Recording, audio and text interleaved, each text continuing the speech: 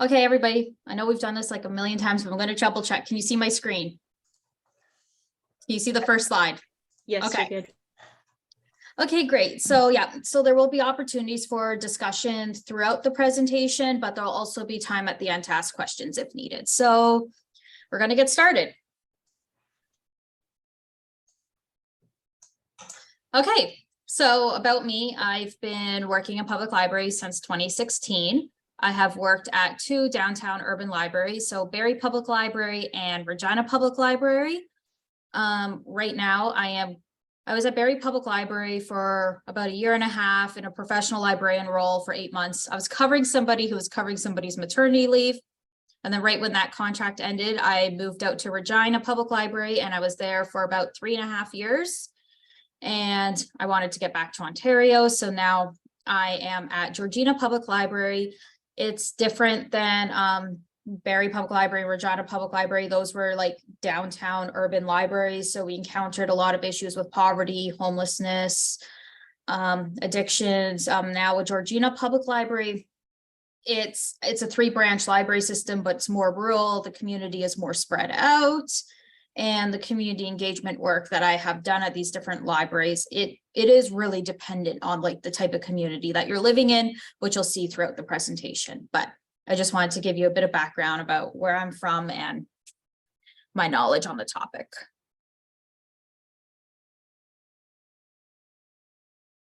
All right, so we're going to start with a question. What is community engagement? So I want to know where we're coming from and what do you, when you hear the words community engagement, what do you think? So you can either speak out loud or you can post something in the chat.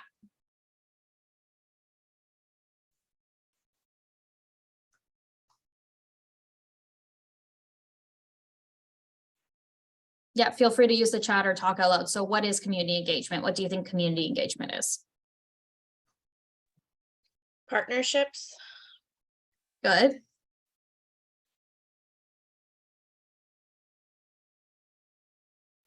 Interaction. Susan says interaction.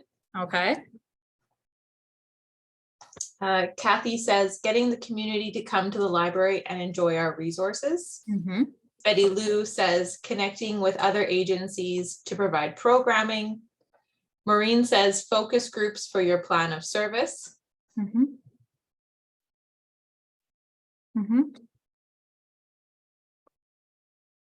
Anybody else have anything that they want to add? Cool. Okay, well, these are all really great points so far. I took a different definition from ALA, which you guys captured in the discussion, but also, so community engagement is the process of working collaboratively with community members, be they library customers, residents, faculty, students, or partner organizations to address issues for the betterment of the community. Cool. All right, so I've got another exercise for you all. And to kick things off, I want to give you a chance to show how you currently handle community engagement. So we're going to do like a role-playing exercise. I am a nonprofit in the town where your library is located. We are going to pretend that we are sitting down. So me, the nonprofit, we are sitting down and I want you to ask me community-like questions to learn what my organization does to get a sense of any shared priorities or values between our organization. And no worries if you aren't familiar with the term community-led, we will be talking more about what community-led looks like later on. I just want to gain a better understanding of how you view community engagement. So you can talk out loud or you can post it in the chat, but yeah, just pretend I'm a nonprofit and you need to get to know me. So what are some types of questions that you're going to ask? So you can post them in the chat.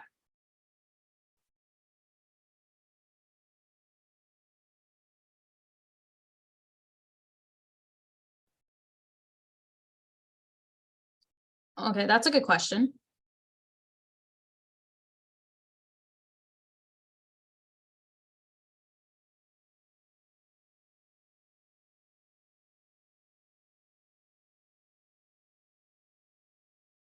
Okay, what partnerships are you working on? Okay. Yeah, What is your mandate? That's good.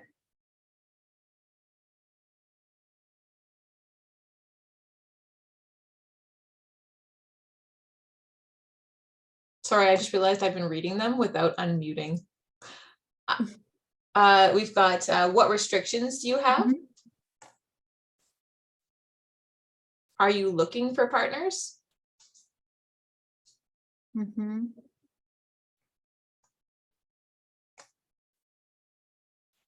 What would you like to see our working relationship be?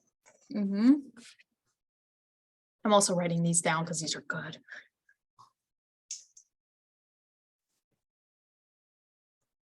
How are you funded?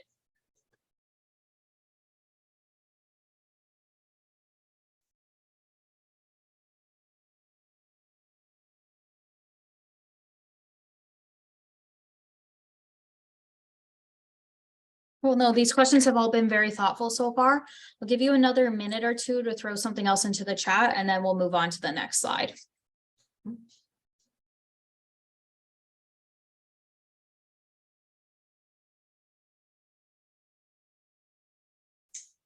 One of the questions that I like, oh, is there a cost involved?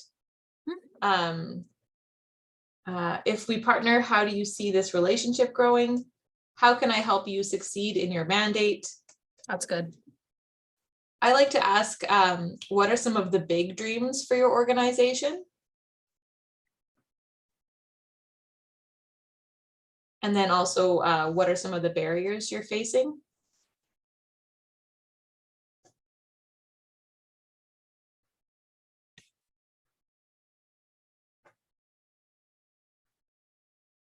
Oh yeah, is your organization in other communities? What has worked there? That's good too, getting a broader understanding of like, you know, how the organization may fit in like a provincial, regional context.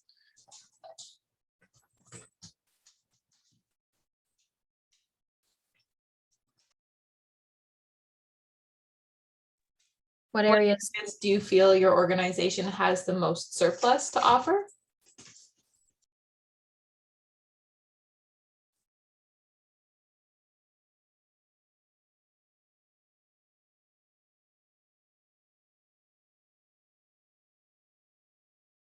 Okay.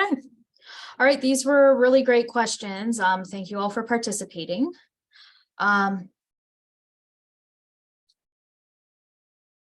So I'm glad that we did that. I also wanted to share you some questions that I have asked organizations when approaching them to learn more about the work that they do and their mandate. So I wanted to provide you with this list here. My slides will be available at the end of the presentation, so you will also have access to this in case you're taking notes and you don't have time to copy all this down. And these questions are a great starting point when you're trying to learn more about a community organization. And conversations are a great way to build relationships with organizations. So, you know, just having that initial conversations to learn about what they do before you start proposing ways that you guys can work together. Because as you know, everybody can face time and budget constraints, right? So sometimes an organization may not be ready to make a commitment right away, but they may have time to have a simple conversation with you. So, you know, having those relationships build over time are very beneficial. So yeah, so don't be shy about just reaching out to somebody, even if you don't know how, especially if you're like concerned about, oh, I don't know how we can work together, right? Don't worry about that. Just focus on having that conversation first, and the other pieces will fall into place over time. Okay.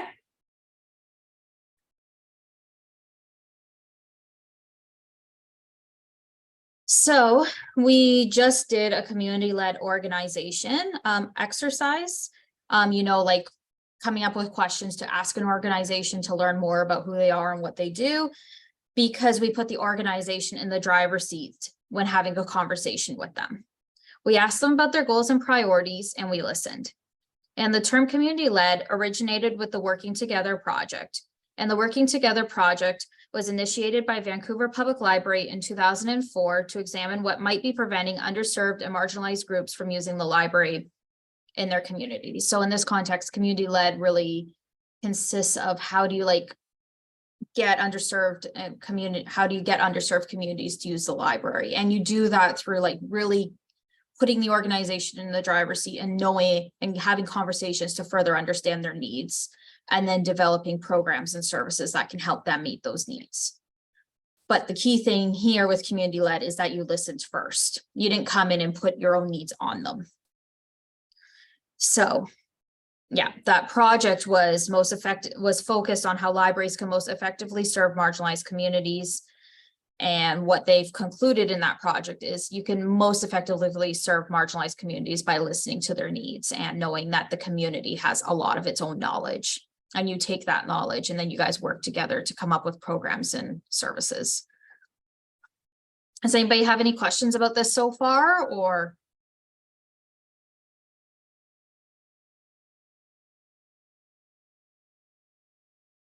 Okay, not yet. Okay, that's fine.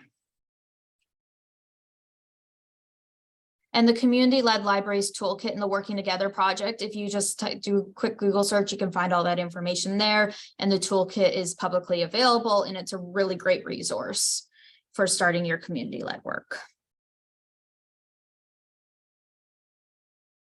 Okay. So we just discussed what community-led community engagement looks like, and some tips and tricks for having a conversation with community organizations.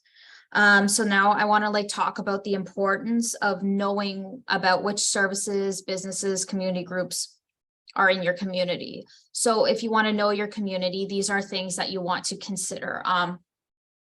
Which services and businesses are in your community? So I know you guys are probably all located in some smaller towns, some bigger towns, so knowing what's available to you.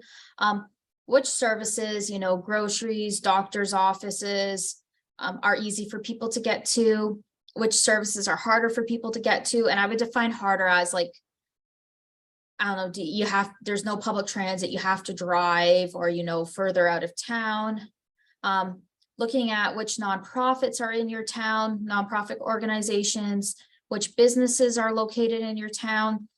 Which demographics does my community primarily consist of? So is it a seniors community? Is there a lot of students? Are there more newcomers? Knowing that makeup, and which schools are in your community too. So knowing the number of schools and everything. Also, when you're doing this, how do you gather this?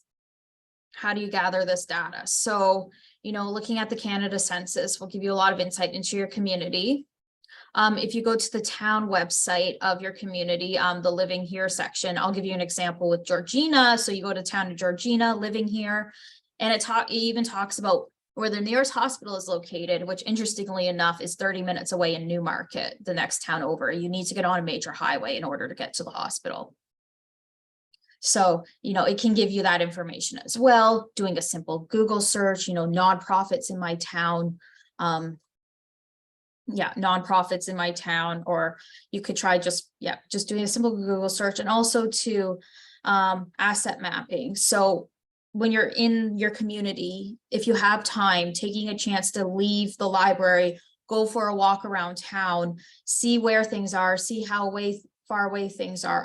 I'll give you an interesting story. So when I was in Regina, we had the downtown community support team who would work with vulnerable individuals and getting them connected to resources in the community, getting them COVID passports, getting them new ID, getting access to food, shelter, meals, having to go to social services, but they would walk with these individuals places. And one day I actually ended up going on a walk with them to better learn the community and understand the needs. And I'm going to tell you, as a person, if you don't have reliable transportation, you could be spending hours a day just trying to get from one service to another and having to walk. And if you have mobility or accessibility issues, it's even more time and it's more compounded.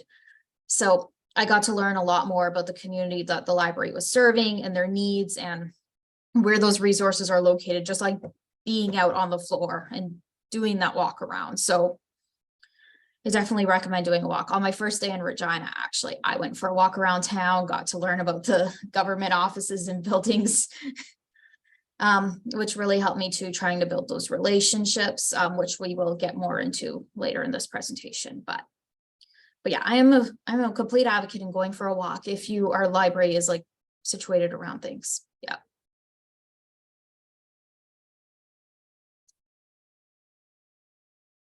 All right, so we just talked about community-led engagement, but I also wanted to let you all know that not all community engagement will necessarily be community-led, and that is okay. Community engagement is not cookie cutter, and there is more than one way of doing things. Because community engagement can depend on the community your library is in. So, you know, large, like rural, everything spread out, the organizations in your community. So I don't know, maybe there's some smaller towns where there's not very many nonprofits, right? So it's just very different. And the resources, so staff time and funds that your library has access to. So in community, there's different types of community engagement. So outreach, you know, being at like a fair, being at, you know, a school visit, being out in the community, delivering a message that the library believes to be important. Like, oh, look at our e-resources. Did you know with your library card, you don't need an Audible subscription. You can download Libby and listen to audiobooks for free on your drive, which hint, hint, if you guys have like, if you're a commuter town, right? Like promoting that to the commuters, the people that have to drive long ways to go to work. Consultation. So having surveys and focus groups on what the people want and need. So you're getting information from what the community wants and needs. Social and community development, where you're sitting at the, so libraries sit as service provider partners at the table during community undertakings. So, you know, being on like, working closely with the town or schools, and you're trying to develop community-wide initiatives such as crime reduction, literacy, or early childhood education. And the community development in a library context, which really is the community-led piece we were talking about. So working closely, this is more working with more marginalized groups and community members to plan library services and listening to them to hear their needs. So that way you can ensure that those groups are able to meaningfully engage with their library.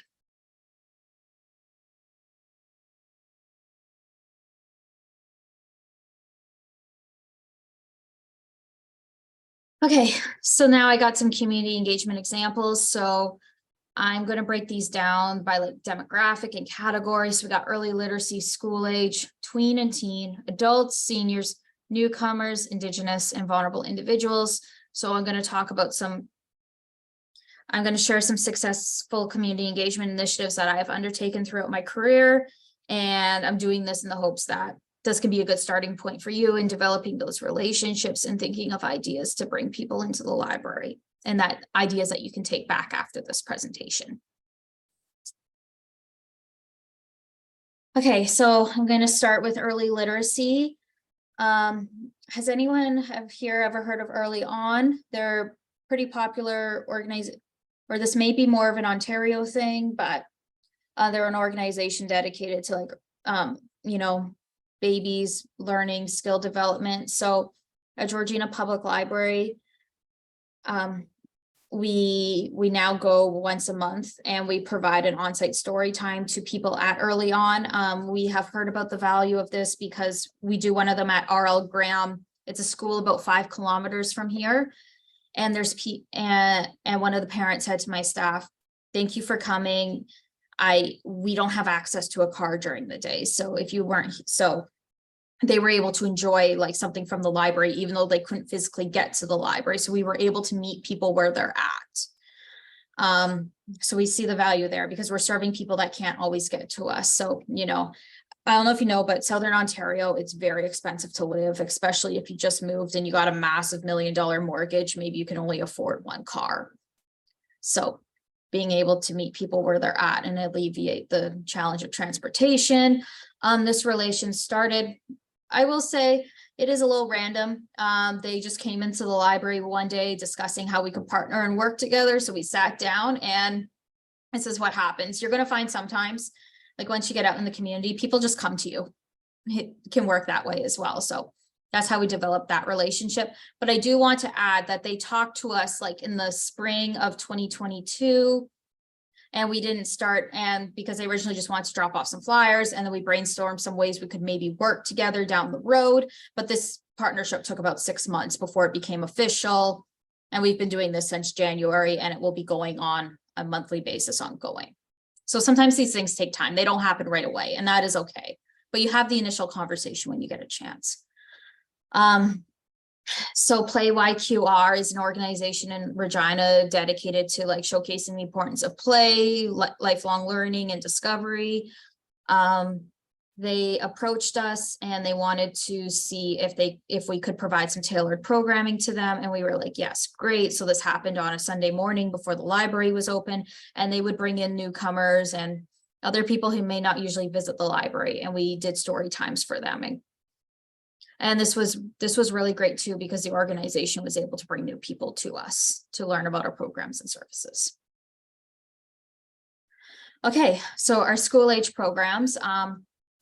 This first one, the Pi Day community event was Saskatchewan Science Center. So at Regina Public Library, there was a mandate that each branch was given funds based on their size, anywhere from $500 to $1,500 to spend on a community event. And so in this instance, I thought, well, Pi Day would be a great event. I got this idea from attending a OLA conference on library programming, and somebody, March 14th, other people have done programs. So I sent them an email like 6 months beforehand in October, November, and asked, hey, would you guys be interested in working together to plan a Pi Day event for March 14th? And I did say but I still wanted to have some community led in my approach, because maybe they did have a better idea, or if you have a different idea, I'd be happy to discuss as well, but would you be interested in working together this spring? They said yes. And then we sat down and we went ahead and planned the event. And I wanted to mention that for this, there wasn't a pre-existing relationship. It was simply me just sending an email, but this was a larger organization that had dedicated programming staff. So I had success in this instance. But I do want to add, though, that for smaller organizations that may not have dedicated staff for doing certain things or doing programs that are outside of their mandate, you really do want to try to build a relationship. Try to build a bit more of a relationship and have more preliminary conversations first. But in this instance, that's how this worked. It was a great event. They did science-y STEM performances for children. And then they also did one for adults in the downtown business community over lunch. We ordered pizza from Domino's, so everyone got to eat pizza, and we bussed kids in from poor, like inner city schools. Sorry, I'm trying to find the right word, but we brought them in, and our children's staff provided Pi Day activities for them to participate in as well. Other school age initiatives we do at Georgina Public Library is in May and June, schools have wellness events. And we attend these as a library to help promote our summer reading and learning club program. So we're getting out into the community to promote our programs and services, so that way we can reach new people who may not normally access our services. Another event I'm really proud of that we have been able to put on is our hockey night at GPL event. So this started last spring. I was approached by local author Jocelyn Watkinson. She used to work at the library. It's kind of serendipity. She worked at the library as a student, moved out to California, but her parents still live in the subdivision that the library is at. So she came in and said, hey, I have this book coming out. I would love to partner with you guys and do like an author reading or do something to help promote my book. And it's called The Three Canadian Pigs, A Hockey Story. If your library doesn't have it, I recommend seeing if you can get it. It's a great kids book. So we wanted to do something to bring people in for this event, but we're like, what can we do to get more reach and try to bring in more people? Well, I was able to leverage a past existing relationship that one of my longtime staff had with the Georgina ice hockey team. And when she shared that they partnered with us in the past. So we connected with them and we developed some hockey related activities to bring kids in to play with after the book. So we got sticks and pucks, and we were in our adult programming room. They got to like take shots into a net, doing activities related to the book. They got to do a how high could you jump? Yeah, and we did some marshmallows toothpicks where people got to build their own ice rinks. So we worked with them to develop those activities. And it was really great because I was able to, I was still new in my role, so not really knowing what was out in the community at the time, but being able to leverage relationships that my staff had with organizations was valuable here. I also want to add that this author just recently released a new book called A Monsters Road Trip Across Canada Part 2, A Canadian Adventure. And those monsters stop in Alberta. They even stop in Saskatchewan. So I thought that was exciting.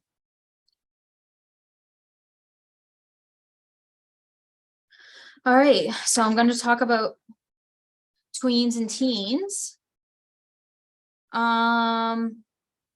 So I developed a partnership, a relationship with Street Culture Project.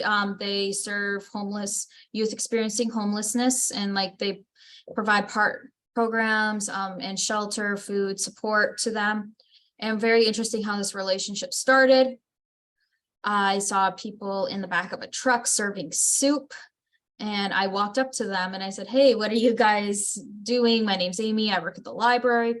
And they said, "Oh, we're with Street Culture Project, and we serve soup out in the park." I think it was Monday to Friday from 6 to 7.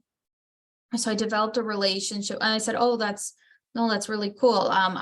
We'll let our customers know about it in the library. So if they're hungry, they need food, they can get some food."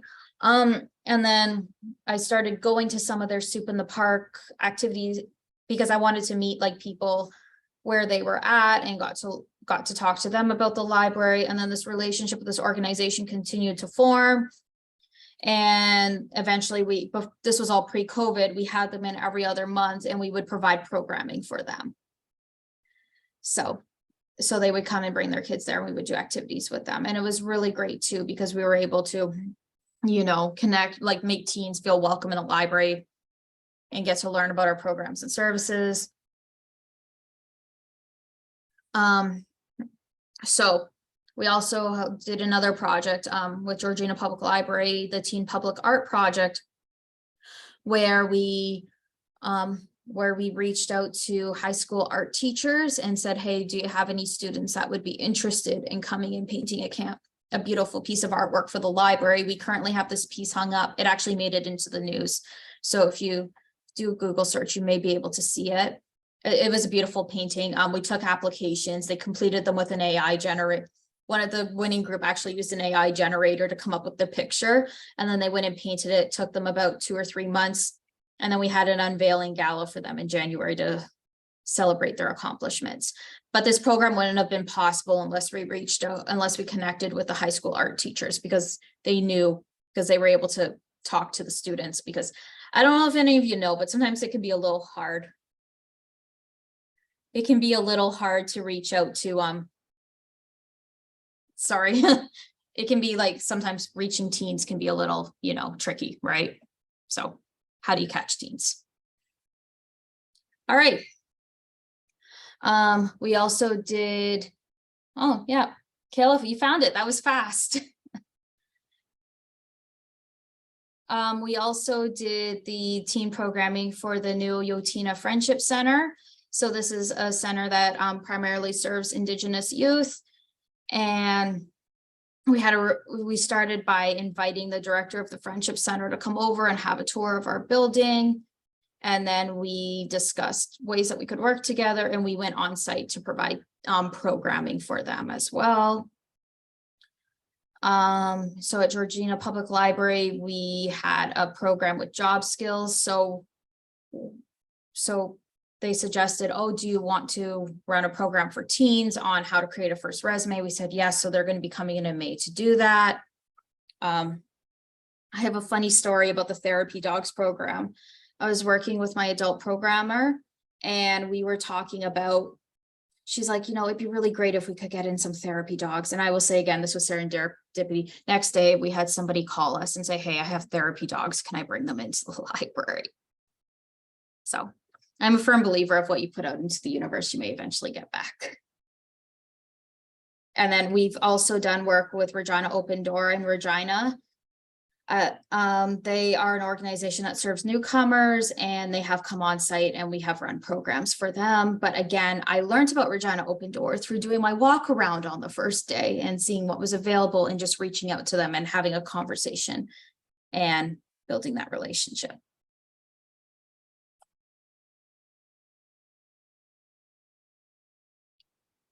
Okay, I got a fun one for adults. So we have had library information booths at CD Saturday. So if you had a library information booth at a CD Saturday, can you post in the chat what kind of things would you want to promote at this event? Like what kind of library services would you highlight?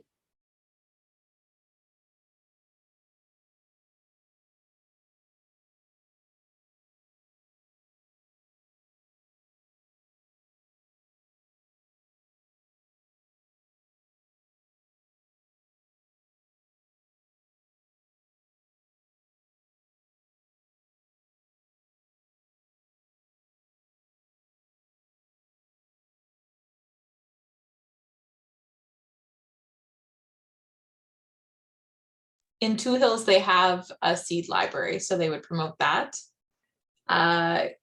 Kathy from Boyle says they would promote exam proctoring, faxing, photocopying, free Wi-Fi.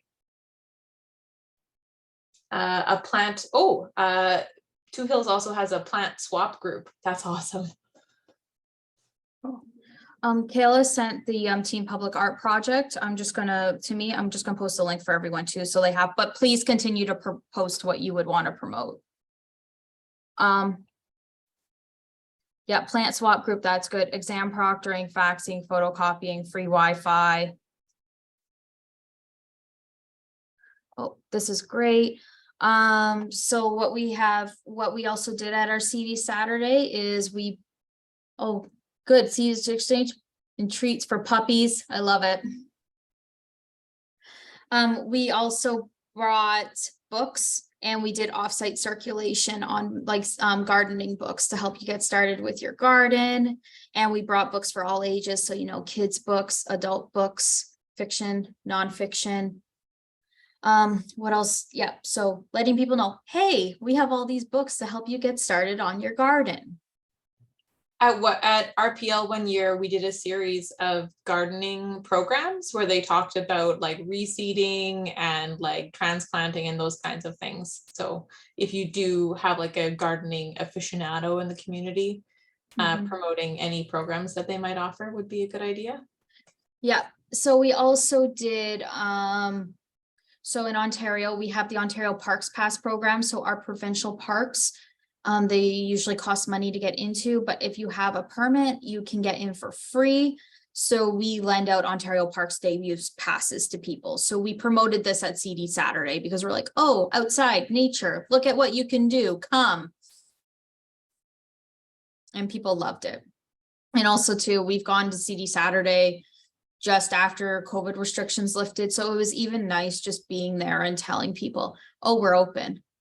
Yes, we are open. Yep.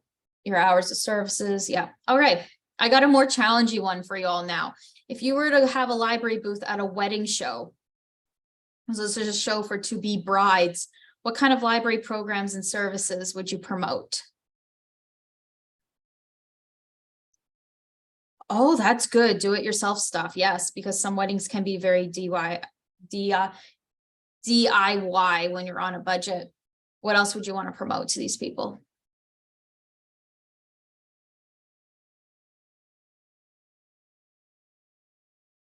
Wedding books, yes. Craft books, wedding magazines, good. Travel books for honeymoon. That's a really good one. I did not think of that. Cake pans, yes. So if you have a lending library, yeah. Decorating the table books. This is good. So, you could show up there and provide on-site circulation to check in, check out books, make library cards in case somebody wants to take out one of those books right away. Yeah, card making class. Oh, yeah, books on speech training. This is great. Yeah. Community groups that can help with the wedding. Okay, so I'm saying this because I have been to a wedding show before, but what we found was that we had people who were visibly pregnant or new moms. So promoting our early literacy programs as well is great because, people could be going to these events with their friends and their friends could have kids, even if they aren't the bride. So being able to talk about our early literacy programs and then letting people know about those. Yes, that is true. We can also go to a wedding show and bring somebody who's going to do a presentation on behalf of the library on site. We always have draws for free library cards. Cool. Yes, on-site membership sign up. That's great. Do any of you have any music-y resources like Freegal Music? Anything like that? Because you could promote those at your wedding too, if you need to find music to play. Okay, used to. I was at a wedding once that used library-owned karaoke CDs for the karaoke portion of the wedding, because all weddings should. I love it. Music CDs, Hoopla, yeah. See, the sky's really the limit at the library. I just thought of an adult programs that have wide appeal. Yes. Things to get together, get out of the house for free. You know, maybe the spaces that you have, if you need your bridesmaids want to meet somewhere and just catch up, you know, being able to meet somewhere for free because we know weddings are expensive. So I thought about this. Somebody said travel books. Well, if you have Mango Languages, it's a free e-resource. So, you know, learning another language before you go on your honeymoon, because not everywhere speaks English. Yeah. So really the sky. So I just want you to see here, like when you're out in the community, really the sky is the limit in what you can promote with the library. I feel like if you really think about it, the library can help anybody in at least one way, you know? That was great, guys. Okay. We also, Georgina Public Library, we go to Music in the Streets every year. So it's run by Connor's Music, a local like music shop in town that has lessons. They have partnered with us. They have come in, like we've done holiday carols. We did a teen coffee house, but we go to Music in the Streets and we promote our summer reading and learning club. And our relationship with them formed because one of the brothers at Connor's Music, his wife works at the library, but she's on maternity leave. So smaller towns, it just seems like everybody knows everybody. Yep, wedding picture site. If a building and yard has a specific look, that is really good. Special loan of photo backdrops, camera photo printers. Yeah, if you have a maker lab and people want to come and get photos taken, and we have those services, yes, promoting like our digital media studios, the digital media studios as well. Oh, that's great. When I was at Barrie Public Library, I reached out to a pub, and we would show up and they had trivia nights, and the library would run one round of trivia, like based on books, current events, and we would give out prizes to the winning team. Also too, that's awesome. So at Moose Jaw, everybody wanted to take their wedding and engagement photos of the library all the time. I've actually been to the Moose Jaw Library. It's beautiful. And one cool thing about Saskatchewan is you can borrow books anywhere and return them anywhere. So that's cool. Georgina Public Library, we're part of the Georgina Chamber of Commerce. So we have monthly networking breakfasts, and I attend those events so that way I can learn more about organizations in the community. Last month, made a connection with a local real estate agent, and they said, hey, I would love to provide a program on how to downsize your home. So next month they are going to be running a program on how to downsize your home. And so, you know, just being out there in a community, having these conversations, and yeah, it's really great. All right, seniors. So we have some things I've done with seniors in the past, a literary trivia with Hospice Georgina. So Hospice Georgina is a day hospice. So people go there during the day for programming. I approached the lady who ran Hospice Georgina. I met her at Linking Georgina. Linking Georgina is like a group of like community organizations. We meet once a month and over Zoom and talk about programming ideas. So I met with her and asked them about their programming needs, and I went there and we played trivia with them, and we gave out library swag as prizes.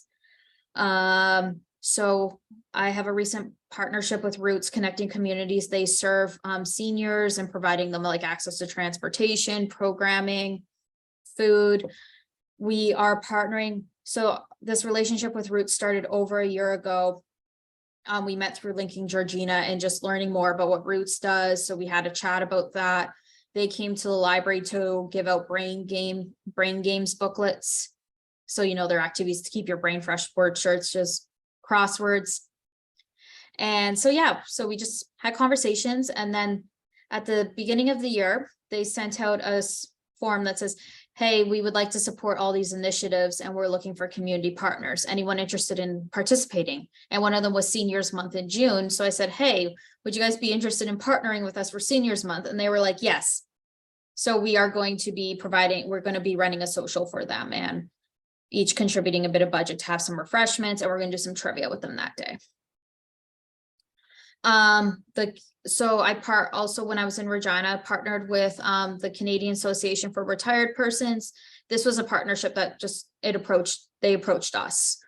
And we did a movie screening about the Caregivers documentary in May, and we brought in people to view this screening. And in Georgina, we have a partnership with the local Club 55, and we go there once a month and we talk about our programs and services to the residents not the residents, but the members of that club. And interestingly enough, they have really cheap lunches and they're really good. But if you're 90 years old, you get your lunch for free. Yeah, so I'm already motivated. That is my 90-year-old goal. I want a free lunch at Club 55. All right. So newcomers. Yeah. So I've had some success. Interrupt with the question. Yeah, of course. Is Club 55 just specific to your community? They may have, I would have to check into that. They may have, I will check. Or is it like an organization?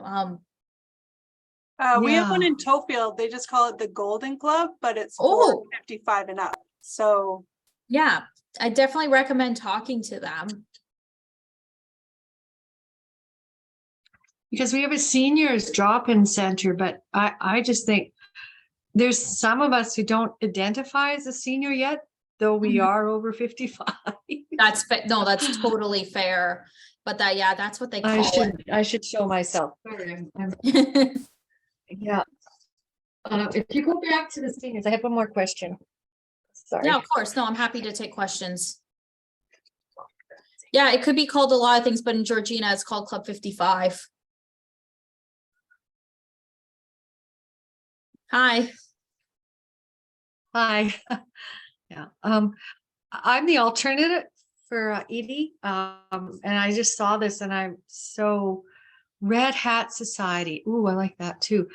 With the seniors, there was another thing you had on that page for seniors. I wanted to ask you a question about it. Is CARP, so the Canadian Association for Retired Persons, does it require like membership for people? Yeah, so it is I guess I can. it is a national organization. Yeah, so I believe they do, but they will also run like free Okay. events as well. Very cool. And we get these slides, right? Yes. Excellent. Thank you. Thank you. Does anybody have any other questions before I continue? Sorry, I know I've been talking a lot. I will say too that sometimes seniors like to be referred to as older adults. So that may be some other terminology as well. Veterinarians consider a cat senior if they're 7 years in age and over, in case you were ever wondering that. All right. So I got a fun story about the showcasing Arabic culture event at Barrie Public Library that I was able to run. So when I was working at Barrie, the librarians would regularly go to Georgian College, the satellite campus just down the road from the library, and run presentations for people like taking the class. This was like newcomers looking for employment on what the library can do for you to help you in your job search and resources that the library offers in general. So I showed up to this presentation, gave out some swag, talked about what the library can do for them. And I had a lady approach me.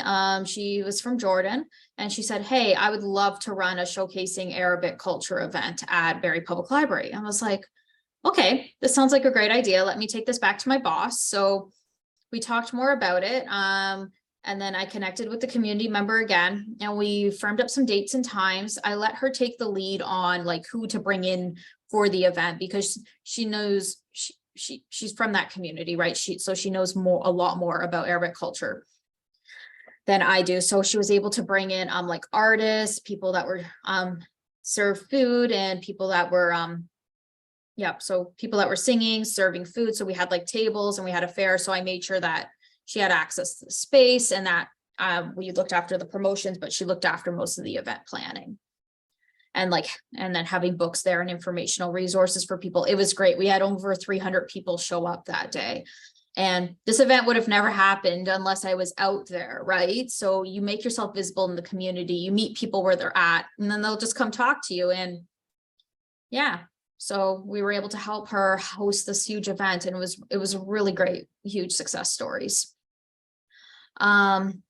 At Georgina Public Library, we have somebody from the Newcomer Welcome Center mobile unit at Keswick Branch 2 Thursdays a month to help, so we can help connect newcomers with settlement resources. Well, yeah, mature citizens. Yeah, I like that word too. We're also running an English conversation circle. And also with newcomers as well. We worked with Regina Open Door to run a reconciliation for newcomers with Speaker John Lajamojer. He's local to Saskatchewan. But yeah, he talks about like Indigenous, like the history, like Indigenous history. And we tailored this towards newcomers because people come to Canada, and yeah, we wanted to like give them a true story of all our history, and yeah, center Indigenous voices. So our library is in York Region right now with Georgina Public Library. So and then there's Durham Region, which is the next region over. So we're about 20 or so libraries, and we have monthly Zoom meetings, and we plan online events. One of the online events that we have right now is called Ancestral Voices. So we showcase Black, Indigenous, people of color authors, and it's a monthly speaker series done over Zoom. So it was a really great opportunity because we were able to collaborate with, like, bring in speakers that one library may not be able to afford, but if we pooled our resources, we can bring in like larger presenters. For example, last year we actually had Chris Hadfield come, and he did a presentation for kids, and kids were able to ask him questions over the summer. And then we did astronaut themed activities. So we had viewing parties. And that was something all the libraries were able to partner on. Okay, but I do want to add though, Chris Hadfield was actually free because we put ourselves on a waiting list like years ago before COVID. So if this is something you're interested in, you could look into it and see if he still has a waiting list, because sometimes they'll be able to, he will do stuff for free for nonprofits. But yeah. So in Saskatchewan, in Regina, we ran a Celebrating Métis Heritage and Culture series. We partnered with the Gabriel Dumont Institute at the University of Regina and Métis Nation, Western Nation 3. So Regina Public Library provided the financial support to bring in the speakers and presenters, but these organizations had a much greater knowledge of Métis culture than the staff working at Regina Public Library did. So they would help us shape the activities that we would offer.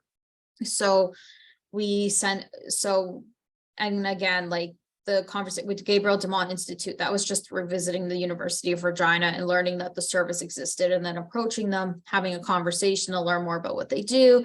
And then eventually asking, hey, we would like to do something in the fall for Métis Heritage. Would you guys like to partner? And then coming up with, they had the idea, oh, well, Louis Riel's birthday is October 22nd, which is also Jesse's birthday, in case anybody was wondering. And then, and going until the end of, I apologize. It was the middle of November where there was a significant Louis Riel day or something. So we did events for those 3 weeks. Also too in Regina, in Georgina, we are pretty close to Georgina Island, so we're partnering with them to run programming on September 30th for National Day for Truth and Reconciliation. We had an existing relationship with Georgina Island, but you know, they've had staff turnover, so I reached out to Brianna last year, who I'm partnering with now, and we just had a conversation. We've gone and visited their library to see what they need and how we can possibly support them. But this year we will be running programming right on September 30th for National Day for Truth and Reconciliation. So she has contacts with the First Nation cultural tours, and we're going to have somebody come in and we're going to have powwow dancers and drumming and have an interactive presentation. It'll be for all ages, but it'll be really great for kids because, you know, it's more interactive that way. So again, like with Indigenous programming, if you want to run Indigenous programming, I do believe like building those relationships in the community and partnering for those programs can be great, because working with the organizations, they have a much better idea of like the types of things that you could offer. And then having the library be there as a space for the programming as well, and helping with promotions, advertisements, and supporting the funding whenever possible. All right, so yeah, does anybody have any questions about the Indigenous programming before I move on, or we can just take questions at the end?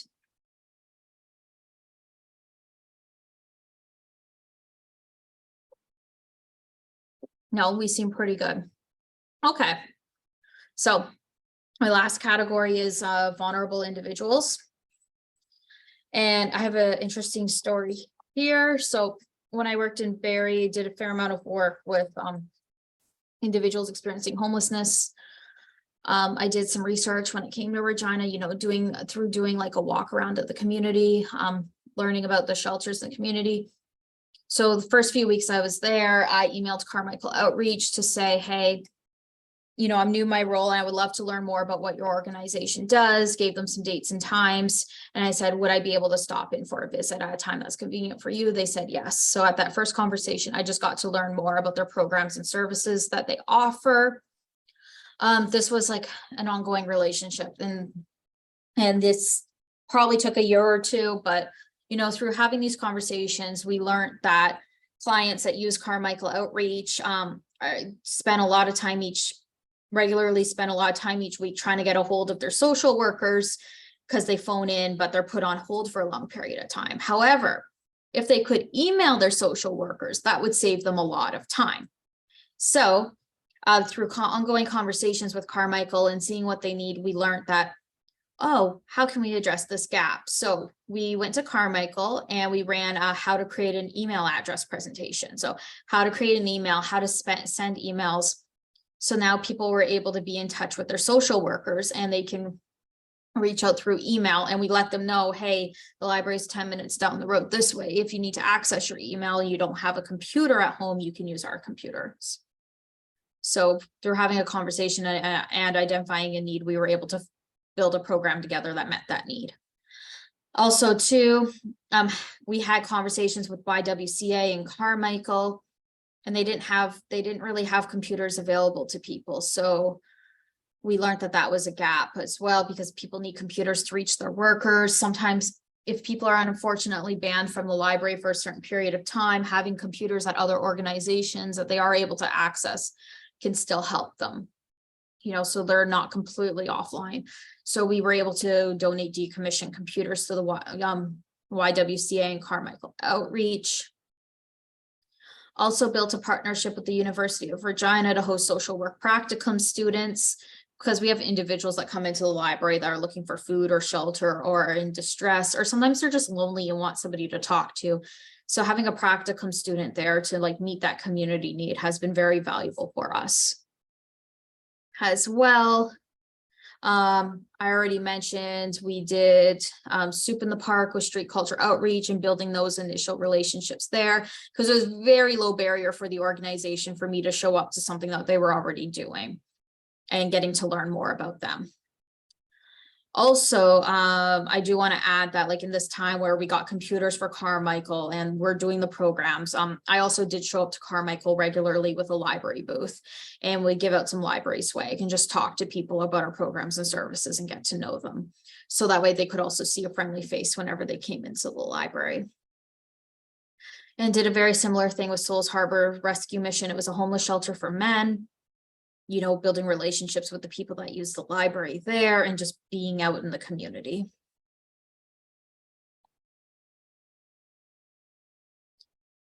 All right, so got an exercise for all of you now before we get to some questions.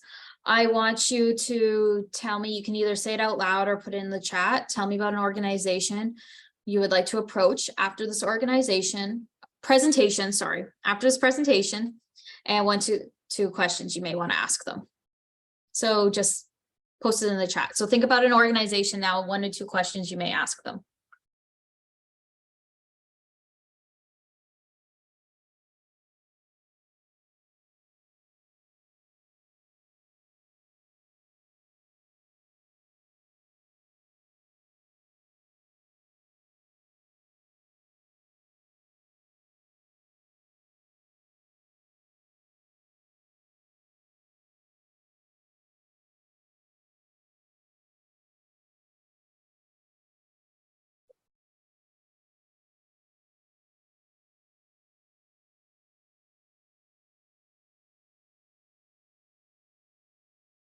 Has anybody posted anything? You got any thoughts? Or if anybody just wants to say something out loud, we can do that as well.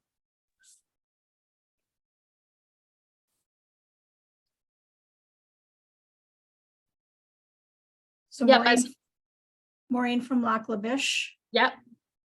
So Dragonfly Counseling reached out to me, and right now we just don't have the capacity to add more programs, even though that they're going to be doing the majority.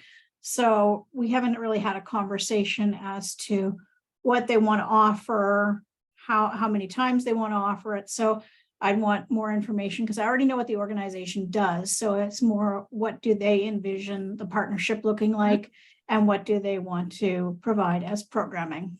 And what format? Is it in person, or are they envisioning online? Because we don't do hybrid programs.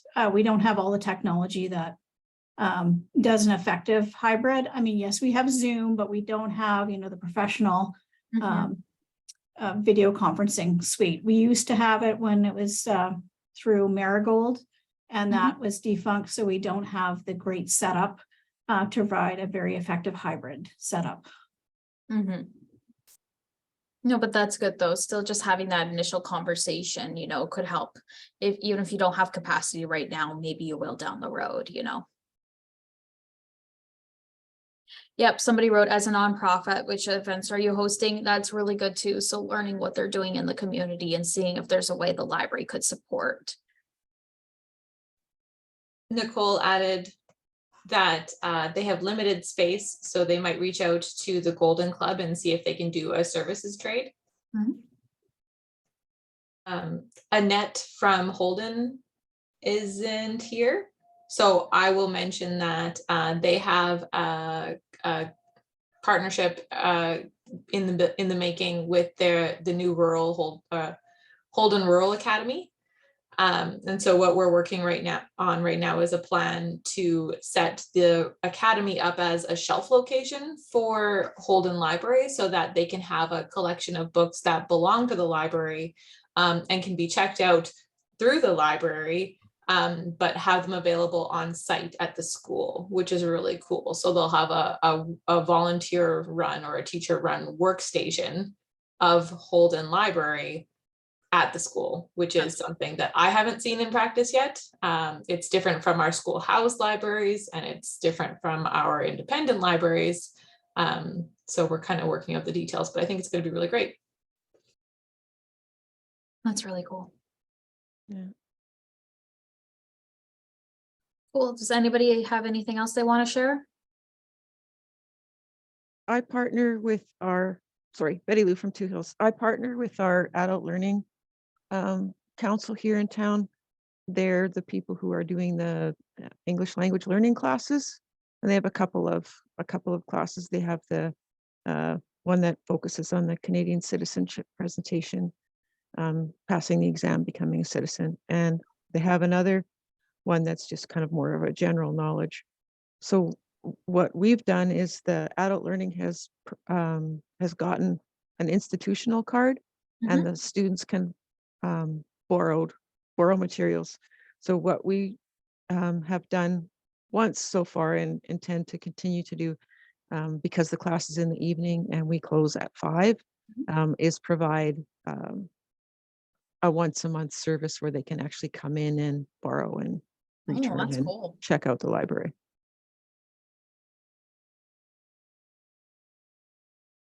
That's awesome. Community engagement and partnership is my soapbox, which is making all of the consultants smile because they all know that about me. I would be remiss if I didn't mention that in Alberta, we have what is called an on reserve, on settlement grant for Indigenous library services. And so what you might not knowing is that our libraries are eligible to receive funding to support their ability to serve Indigenous community members on reserve or on settlement where they live. And so James and I have been going out to various reserves and settlements to sit down and have community-led conversations with the councils and the schools to kind of, talk about what the needs of the community are and kind of do that walkabout thing to kind of get a sense of like what services are already available in those communities and what they're missing.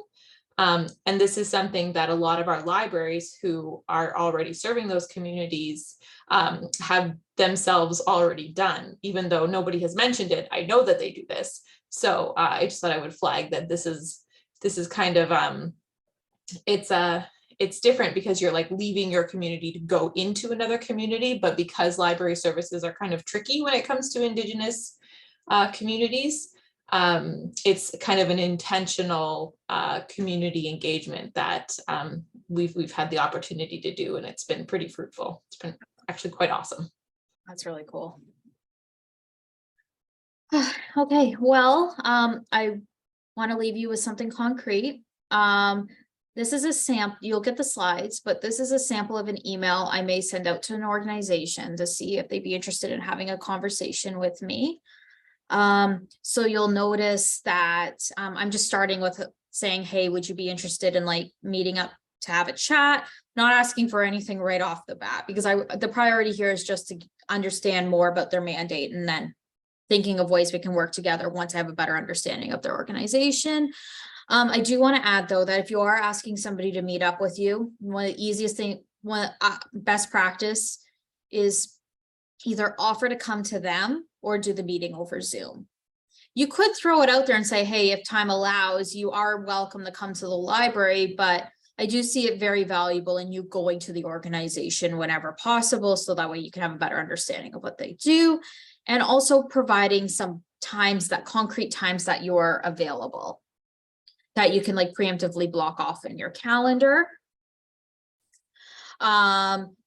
But you can also, but if you do have additional availability, let them know. Just say, well, I might have other availability the following week, but please always give them some concrete times. It can really help.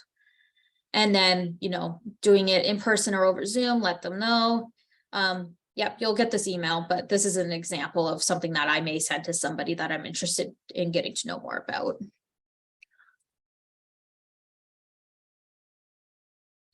Somebody wrote something here. Oh yeah, they have Jody from Ranright has a relationship with the mental health office, and they give out gift certificates. That's cool. No, that's great. Yeah, information sharing is really valuable, because we all got different networks. Okay. So this last slide was questions. I'm going to stop screen sharing. So now, if anybody has any questions, I'd be happy to take them. So you can either talk out loud or post them in the chat. And thank you all for listening to my presentation and for participating and being engaged. Do you have a question? Yeah. Yeah. About repeating a program, Mhm. do you start to create an annual calendar of events with this special engagement you're having? Yeah, so I do, yeah, it's not as formalized right now in Georgina just because we're a smaller system but something we do want to get off the ground. So I'll give you an example. So for example, February is Black History Month. So, trying to plan programs for that community then, the October, November, and December, we knew that was like Métis Heritage. So yeah, we would like have a document, like we may not narrow it down by dates, but just like by month and knowing, okay, well, March is Women's History Month. So trying to do programs for that. The first week in May is Mental Health Week in Canada. So even doing displays that showcase that, running a program for that. But yeah, I do agree. June is Pride Month, so running Pride programming. We're partnering with Georgina Pride this year, and we're going to do like a history of Pride social in Georgina social, so people can come and meet people in the community and learn about Pride in Georgina. So yeah, we try to plan our programs around what's going on in the community at the time. Oh, yep. How do you decide which organizations to say yes to once you get to the point where they are approaching you rather than the other way around?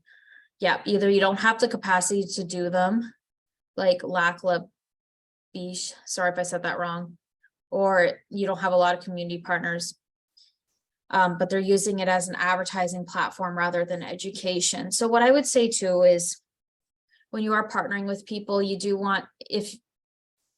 may need to like come up with an agreement or a letter of understanding. So that way you can make sure that the partnership is mutually beneficial for both of you. In regards to time and capacity, you may not be able to say yes right away, but maybe one day, so just keeping those avenues of communication open as well. And when I'm trying to decide whether or not to say yes to people, I also have a conversation with my staff and see what their capacity and workloads are like. So,